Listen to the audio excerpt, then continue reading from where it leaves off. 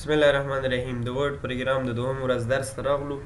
پر دې کې عملا له کمانډو شروع له فند ګروپ کو بعد له فند ګروپ څخه ځو کلیپ بورډ ته، ځکه چې په ورډ پروګرام کې هر یو کمانډ له یو بل سره تسلسل لري. که چیرې تاسو پر یوه کمانډ سره پوه نشئ نو شئ کولی پر دوهم کمانډ سره مسر خلاص شي. نو له فند ګروپ څخه شروع کوو. فند ویل کېږي ډیزاین ته. په فند ګروپ کې ټول هغه کمانډ راټول دي چې د هغه په مرسته سره کولی شو موږ تاسو لیکنې ته یو ډیزاین ورکړو. فند ګروپ کې لومړنی کمانډ دی بولډ، چې د دې په مرسته سره لیکلو ته تاسو کولی شئ چې لږ شانتې دغه د لیکنې ډبل شي. کلیک پرې کوم په بولډ باندې تاسو وګورئ لیکل لږ شانتې ډبل شو، سایز یې نه ده غټ شوی، یوازې لیکل لکه په ډبل قلم سره چې لیکل شوي اوسي. بولډ عموما د ده لپاره کارول کېږي تر څو یو لیکل د نورې لیکنې څخه خاص ښکاري. د دروازه بنده کړه او یا هم یو ډیزاین ده. په ورډ پروګرام کې بله خوبي دا ده که چېرې تاسو وغواړئ د کوم کمانډ پر دندې او د هغه پر شارټکټ سره پوه شئ نو تاسو راځئ پر هغه کمانډ باندې یوازې موز ودروئ، دلته درته دنده هم لیکي چې د ده وظیفه څه ده او درته شارټکټ هم لیکي چې د ده شارټکټ څه شی دی. نو د بولډ شارټکټ کنټرول بي دی. کنټرول بي وهم بولډ له منځه لاړه، کنټرول بي بولډ یې ورته اپلی کړه. ورپسې ایټالک دی چې لیکل لږ شانتې کوک کوي، مایل کوي، یوه طرف ته څه بلي چې دا هم یو ډیزاین دی. انډرلاین دی چې د انډرلاین دنده ده د لیکنې لاندې یو کرښه راځي، یو ډیزاین ده. کلیک پرې تر سره کوم د لیکنې لاندې کرښه راغله. د انډرلاین تر څنګ بټن هم شتون لري، پر د بټن یې کلیک کوم. دې ځای کې اوس موږ ته وایي چې انډرلاین څه ډول اوسي، کوم ډیزاین ده خوښ ده واخله، کوم رنګ دې ورته خوښ ده کولی شي دې ځای کې ورته رنګ واخلي. مثال پر توګه سور رنګ دې اوسي او دغه یو ډیزاین دې اوسي، نو اټومیټیکلي به همغه ډیزاین ځان ته غوره کړي. بېرته راځم انډرلاین غیر فعال کوم. بل موږ فنډ لرو دلته. فنډ د دې لیکنې سټایل ده، لکه څنګه چې موږ تاسو پر پښتو کې د لیکنې سټایلونه لرو. نستعلیق ده، نسخ ده، نور پکې څه شی دي، شکست خط ده، میرزایي خط ده. همداسې په انګلیسي کې هم موږ د لیکنې ډیزاینونه لرو، هغه له فنډ ویل کېږي. تاسو راشئ پر فنډ سره کلیک کړئ. د ورډ پروګرام عادي او بای ډیفالټ فنډ چې ده کلیبرا ده او نور هم ډېر زیات دي چې ستا هر یو خوښ شو ته کولی شي استفاده ترې وکړي. مثلا پر دې یو کې لیکل داسې لیکل کېږي، دې کې داسې لیکل کېږي په دې ترتیب سره. هر یو چې د خوښې ډېر زیات دي، تاسو کولی شئ ترې استفاده وکړئ او کار ترې واخلئ. د لیکنې سایز دا چې کولی شئ د لیکنې سایز یا ډېر کړئ یا کم کړئ، یا دې حالت کې 11 اوسي په دې ترتیب سره. یا هم ډېرولی شئ یا هم کمولی شئ.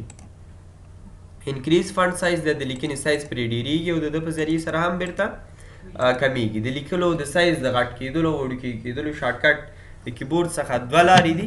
لومړی طریقه دا ده چې تاسو کنټرول شیفټ بټن نیسئ، قوس خلاص قوس بند. کنټرول شیفټ باید تاسو دواړه ونیسئ، قوس خلاص قوس بند.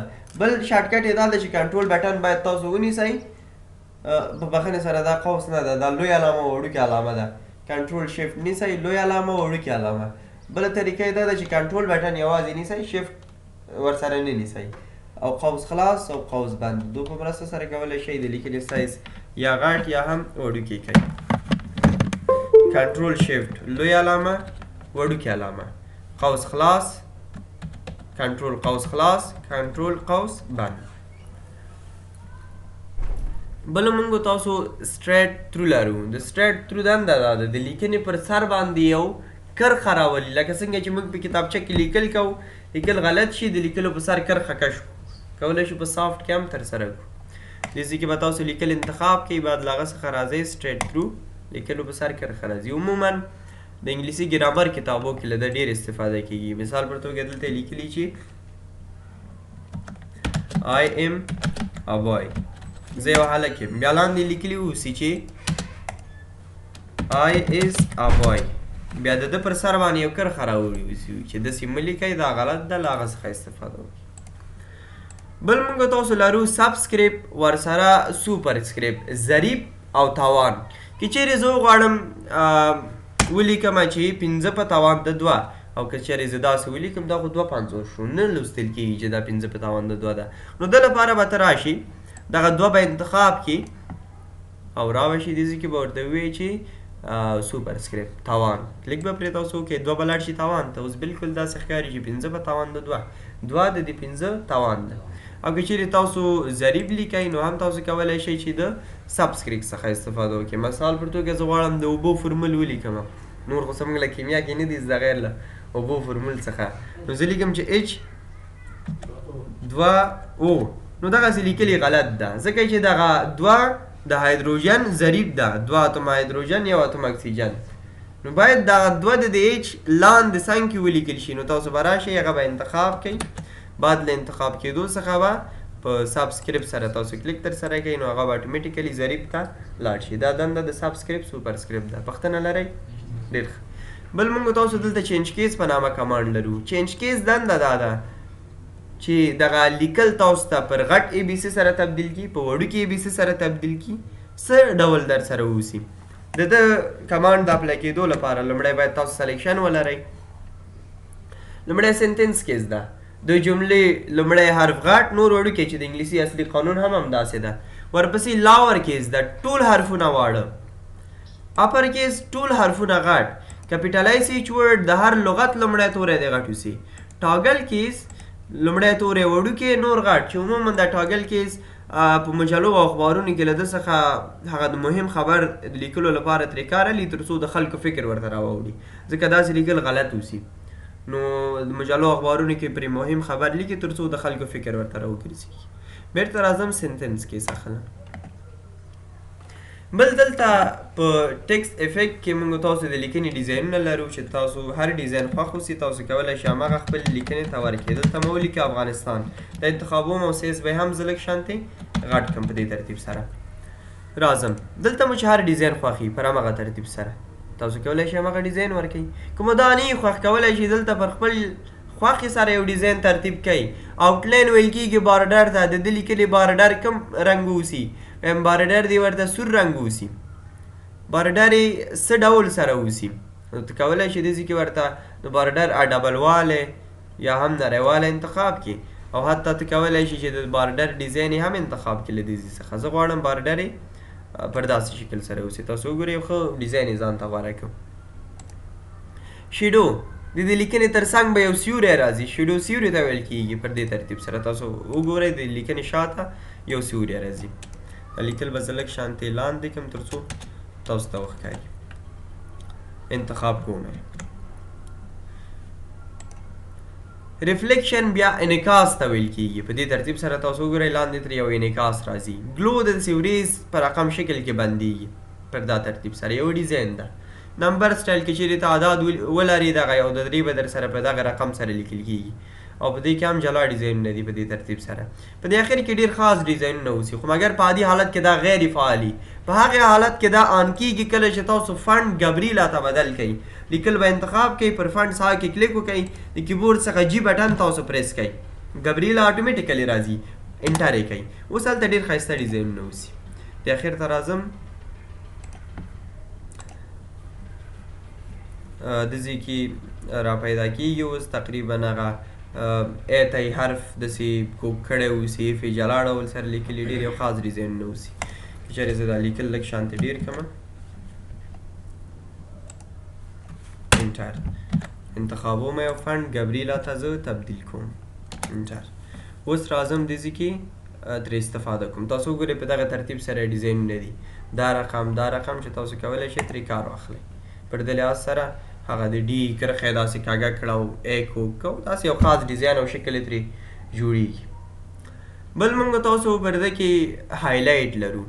که چېرې تاسو د پوهنتون زده کوونکي وګورئ یا هم د آمادګي زده کوونکي وګورئ، دغه سره یو توش اوسي. کتاب لولي مهم نقطه چې پکې راغله هغه توش پرې راکش کړي، هغه توش له ویل کېږي هایلایټر. هغه کار تاسو کولی شئ پر سافټ کې هم ترسره کوئ. لوستل کې کوم مهم ټکی درته پر ذهن کې راغی ودې لیدي چې دا یو ټکی مهم ده، باید د نورې لیکنې څخه دا خاص وښکاري، نو ته کولی شئ هغه انتخاب کړې او راشي له دې ځای څخه ورته یو هایلایټ رنګ ورکړي. هر رنګ چې ستا خوښ اوسي نو اټومیټیکلي به بیا هماغه رنګ اخلي. لومړی لیکل انتخاب، بعد له هغه څخه تاسو راځئ یو خاص رنګ ورته ورکوئ. انتخاب بعد له هغه ته راځئ ورته یو خاص رنګ ورکړئ. که چېرې ته وایې چې زه نشم کولی لیکل انتخاب کړم او بعد له هغه راشم دلته یو رنګ ورته ورکړم، ته وایې چې ما سره د اول څخه دغه رنګ اوسي چې پر هر لیکنې داسې راکش کوم هغه د رنګ اخلي. نو د ده لپاره ته سلیکشن مه کوه، ډایرکټ لاړ شه دې ځای کې پر یوه رنګ سره کلیک کړه، هغه توش تا سره پر پوینټر کې را پیدا شو. هر لیکل چې د خوښ هغه ته دا ډیزاین ورکړي، البته هایلایټ یو ډیزاین نه ده، هایلایټ یې کې پر نښی کې پر هغه یې داسې راکش کړه نو اټومیټیکلي همغه رنګ اخلي. داسې پرې راکش کړه اټومیټیکلي همغه رنګ اخلي. غواړي دا هایلایټر بیرته له ماوس څخه لرې شي، باید راشي او داسې کې ورته ووایي چې سټاپ هایلایټینګ، بیرته ختم شو. انتخاب کوم او ورته وایم چې نو کلر هایلایټ ترې ختم کړه، ټول یې واخیستل بیرته ترې ختم کړه. بل موږ دلته فنټ کلر لرو، لیکنې ته رنګ ورکولی شو. ډېر ساده موضوع ده چې هر رنګ مو خوښ اوسي دلته کولی شئ ورته انتخاب کړي. که چېرې مو دا رنګ نه خوښ نو تاسو کولی شئ چې مور کلر ته لاړ شئ او دې ځای کې ځان لپاره یو خاص رنګ تاسو کریټ کوئ، جوړې کوئ. حتی تاسو کولی شئ په ګریډنټ کې دلته راشئ، مور ګریډنټ ته ګریډنټ فیل ته راشئ، دلته څو رنګونه هم سره حتی مکس کولی شئ. مثال پر توګه زه غواړم یو سور رنګ سره مکس کړم، بل زه غواړم چې تور رنګ مکس کړم، بل زه غواړم چې شین رنګ مکس کړم، بل زه غواړم چې آبي رنګ مکس کړم یا زیړ رنګ سره مکس کړم. که چېرې تاسو وغواړئ یو بل رنګ هم مکس کړئ نو راشئ دې ځای کې پر دې پلس نښان سره کلیک وکړئ، یو دانه بل اضافه کېږي او ته کولی شئ هغه ته یو جلا رنګ ورکړي. زه غواړم چې دا آبي اوسي په دې ترتیب سره. بعد له هغه راشئ پر ده سره کلیک وکړئ او دې ځای څخه ډیزاین انتخاب کولی شئ. اوس تاسو وګورئ نیمې لیکل یوه ډیزاین یوه رنګ لري، نیمې بل شانتې رنګ لري، نیمې بل شانتې رنګ لري. له دې ځای نو کولی شئ چې څو رقم رنګونه سره مکس کړئ پر دې لحاظ سره. که چېرې زه زوم کړم نو ډېر یو خاص شکل او یو خاص ډیزاین یې اخیستی دی. ورپسې کلیر آل فارمټینګ ده. که چېرې تاسو څومره ډیزاین ورکړی اوسي، سایز مو د ده غټ کړی، دا مو بولډ کړی، دا مو ایټالیک کړی، دته مو فانټ ورکړی، دته مو رنګ ورکړی، چې څه ډول ډیزاین تاسو ورکړی اوسي هغه د کلیر آل فارمټینګ په ذریعې سره ټول په یوه ځل سره ختمیږي. ټول هر څه ختم شو، بیرته خپل هغه عادي حالت ته راغی. دا د کلیر آل فارمټینګ دنده. پوښتنه لرئ؟